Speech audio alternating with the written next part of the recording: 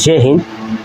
मैं आप लोगों को ना आज भाषा बताने वाला हूँ और भाषा के अंतर्गत ये बताऊँगा कि आखिर में जो हिंदी भाषा है वो कैसे बना हुआ है, ठीक है। और हिंदी भाषा के बाद जितनी भी भाषाएं आप लोग ने सुना है, जैसे इंग्लिश हो गया, उर्दू हो गया, ये सभी भाषाएं जो कि कैसे बनी हुई है, ठीक है, वो हिंदी की बाधी की बनी हुई है। तो ये हिंदी भाषा समझेंगे कि कैसे बना हुआ है।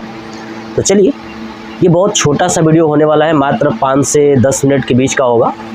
इसमें मैं आपको चीज़ें करके आसानी से समझा दूंगा। देखिएगा, सबसे पहले आपको एक बात जानना है कि आखिर में भाषा है क्या, है ना। ये भाषा शब्द ही क्या है ना। उसके बाद इस भाषा के अंतर्गत हम लोग ये जानेंगे कि हमारी जो हिंदी भाषा है वो कैसे बनी हुई है, ठीक है। चलिए, सबसे पहले आपको एक बात याद रखना है कि जो ये भाषा है ये संस्कृत के भाष धातु से बना हुआ है। ये संस्कृत के भाष धातु से बना हुआ है ये भाषा शब्द। पहला प्रश्न यही पूछा जाता है कि जो भाषा है वो किस धातु से बना हुआ है, तो भाष धातु से बना हुआ है। और ये किसका शब्द है, तो याद रखिएगा ये संस्कृत का शब्द है। दूसरा चीज़, ये भाषा देश के अंदर का है कि देश के बाहर का है। तो देखिए, एक बार एग्जाम में पूछा गया था तो वहाँ पे जो उसने आंसर दिया था ना, वो ये बताया था कि जो भाषा है ना ये देश के अंदर का है, यानी देशज शब्द है। कौन सा शब्द है? देशज शब्द है। यही प्रश्न पूछ दिया था कि भाषा कैसा शब्द है, तो याद रखिएगा ये एक देशज शब्द है। जब आपके सामने आंसर हो देशज, विदेशज या और अलग अलग आंसर हो तो आप याद रखिएगा कि भाषा जो है कि देशज शब्द है, ये संस्कृत भाषा का शब्द है। क्लियर हो गया। उसके बाद पूछा गया था कि जो भाषा है ना, भाषा में मूल शब्द क्या है ना। भाषा में मूल शब्द क्या है? देखिए, मूल शब्द क्या होता है कि अगर किसी शब्द को आप तोड़ोगे, जब तोड़ोगे तो एक ऐसा शब्द होगा जिसका अर्थ निकलेगा और एक ऐसा होगा जो उसमें जुड़ करके उसके अर्थ को बदल देगा, ठीक है। तो जो जिसका अर्थ होता है, ठीक है, वही मूल शब्द है। जो जुड़ रहा है ना, छोटा सा वो जुड़ करके इसका अर्थ बदल देगा, वो मूल शब्द नहीं है। तो देखिए, इस भाषा का जो मूल शब्द है वो है भाष। क्या है वो? भाष, ठीक है। ये भाष जो है कि मूल शब्द है और इसमें एक शब्द जुड़ गया है, वो है आ। क्या जुड़ा है? आ। जैसे ये आ जुड़ा है तो ये बना है भाषा। तो याद रखिएगा जो आ जुड़ा है ना, ये शब्द के, ये मूल शब्द के पीछे जुड़ा हुआ है ना। भाष तो मूल शब्द हो गया और जो आ जुड़ा हुआ है वो पीछे जुड़ा हुआ है, इसलिए इसको बोलते हैं प्रत्यय। प्रत्यय कहाँ जुड़ा होता है? पीछे। तो आपसे कभी प्रश्न पूछ दे कि भाषा में कौन सा प्रत्यय है, तो याद रखिएगा आ प्रत्यय छुपा हुआ है। क्लियर। भाषा का मूल शब्द क्या है, तो वह है भाष। भाषा कौन सा शब्द है, तो एक संस्कृत का शब्द है जो कि भाष धातु से बना हुआ है और ये देशज शब्द है। कौन सा शब्द है? देशज शब्द है। तो भाषा की इतनी जानकारी आपको याद रखनी है। चलिए और समझिए। उसके बाद पूछा गया है कि भाषा कौन सा वचन है। याद रखिएगा जो भाषा है ना वो एक वचन है। कौन सा वचन है? एक वचन है। ये भी आपको याद रखना है कि भाषा एक वचन है। दूसरा पॉइंट से याद रखना है कि भाषा का लिंग क्या है, यानी ये स्त्रीलिंग है, पुल्लिंग है या उभयलिंग है या नपुंसक लिंग है। तो आपको याद रखना है कि भाषा एक स्त्रीलिंग है। क्या है वो? स्त्रीलिंग है। भाषा क्या है? स्त्रीलिंग है। और वचन कौन सा है? एक वचन। उसके बाद आपको याद रखना है कि संविधान में जो टोटल भाषा है वो 22 भाषा है। कौन सी भाषा कितनी है?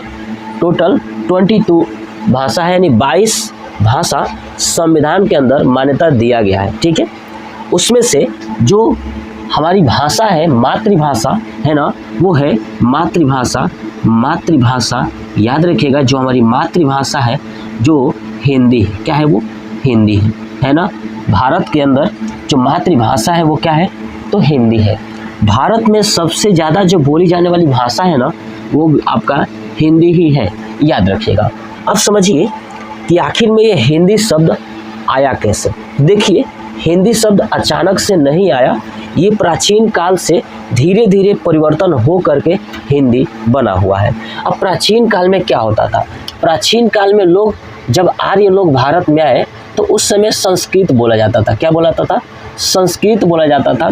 जब आर्य भारत में आए तो उन्होंने संस्कृत भाषा लेकर आया और वही संस्कृत भाषा वो लोग बोलते थे, जिसके कारण भारत के अंदर जो लोग सीख गए वो संस्कृत भाषा सीख गए।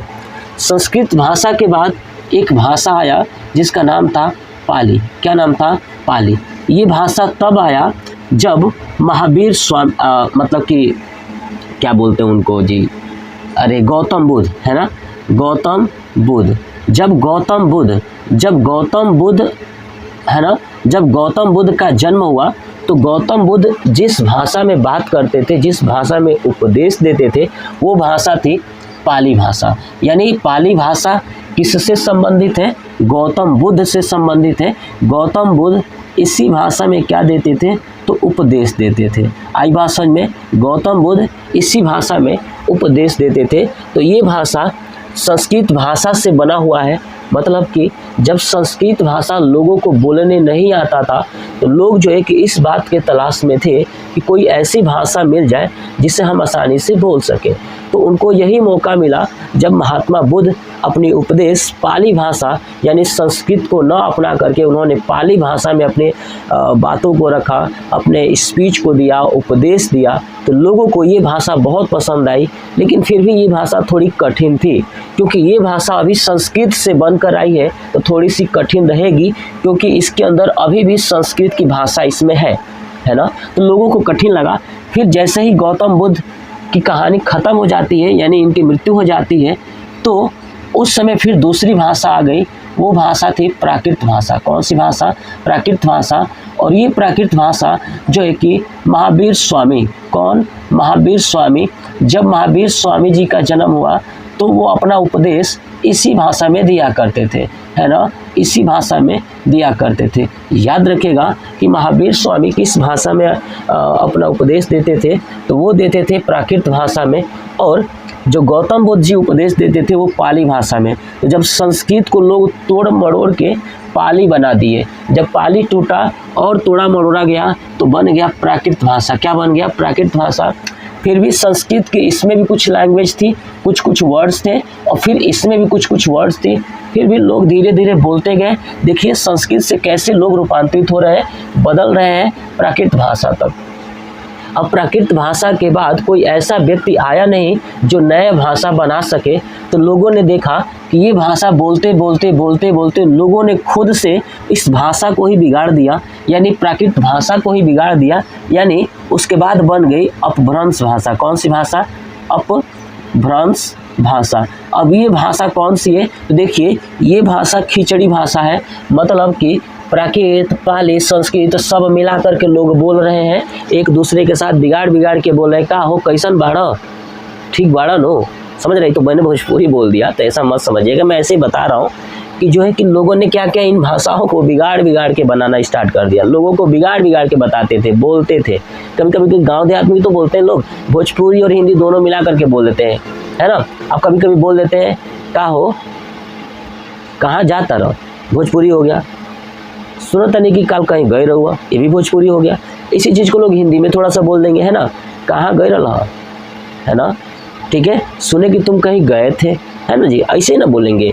तो ये भाषा क्या हो गया, इस तरह रूपांतरित होता गया। अब रूपांतरित हो रहा है तो जाहिर सी बात है लोग इसका फ़ायदा उठाएंगे, इसी में खिचड़ी मिचड़ी करेंगे, और बन गया कौन सी भाषा, अपभ्रंश भाषा। क्या बन गई, अपभ्रंश भाषा।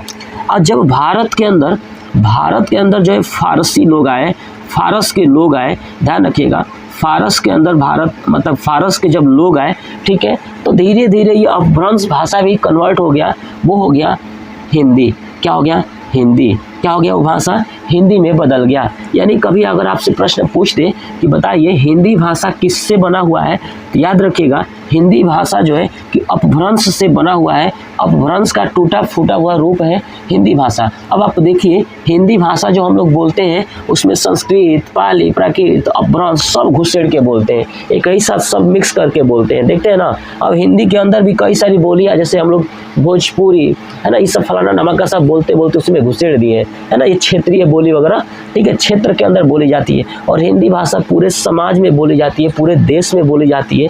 इसका मतलब ये सब इसका टूटा हुआ रूप है, क्या बन चुका है, हिंदी। और हिंदी के बाद से आने वाले समय में आप देख ही रहे हो कि उर्दू आया है, फिर इंग्लिश आया है, सब भारत के अंदर ऐसे ऐसे भाषाओं की क्या हो गई है, उत्पत्ति हो गई। तो भाषा में ऐसे भाषाओं का क्या हो गया, विकास हो गया। अब एक बात आपको ध्यान रखना है कि जो हिंदी भाषा है, ये हिंदी इस भाषा कहाँ से बना है, तो ध्यान रखिएगा ईरान वालों ने बनाया था, है ना। ईरान वालों ने इन भाषा को मतलब कैसे बनाया था समझिए। एक्चुअली हम जहाँ पे रहते थे, है ना, वहाँ पे नदी बहती थी, सिंधु नदी। कौन सी नदी, सिंधु नदी। तो इस सिंधु नदी जब बहती थी, तो जब ईरान वाले भारत में आए तो वो सिंधु नहीं बोल पाते थे, तो स को ह बोलते थे और ध को द बोलते थे, इसलिए यहाँ पे एक शब्द बन गया हिंदू। क्या बन गया, हिंदू। ये शब्द बना हिंदू। तो जब हिंदू बना, ठीक है, तो हिंदू जिसको हम लोग आज कहते हैं ना कि हिंदू धर्म है, तो वो हिंदू धर्म बन गया। वो कहाँ का शब्द है, देखिए ईरान का। ईरान वाले सिंधु नदी को नहीं बोल पाते थे, तो स को ह और ध को द बोलते थे, इसलिए वो बन गया हिंदू। और इसलिए हम लोग अपने आप को मानते हैं कि हम लोग क्या हैं, हिंदू हैं। जबकि ये हिंदू शब्द कहाँ का है, ईरान का, ईरान वालों ने दिया था। और यही हिंदू शब्द से धीरे धीरे जो कि हिंदू, तो वही हो गया अब धीरे धीरे हिंदी, और हिंदी ये बन चुका है। क्लियर हो गया, समझ, याद रखिएगा। अब एक बात बता दूं कि हिंदी भाषा